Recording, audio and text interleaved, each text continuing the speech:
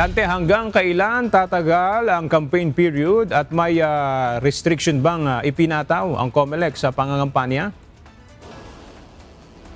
Magandang tanghali aga, tatagal ang panahon ng kampanyahan sa September 12, 2026. 2 araw po yan bago ang halalan.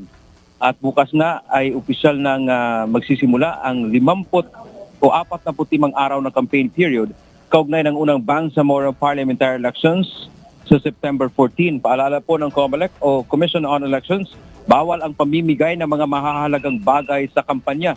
Ito ay papatak na vote buying o pamimili ng boto. Bawal din ang pambabasto sa kampanya alinsunod sa anti-discrimination policy ng komisyon. Huwag gamitin ang state resources o pondo ng bayan sa pangangampanya. Ang paglabag sa mga prohibition na ito ay ground para kasuhan ang kandidato ng election offense at disqualification.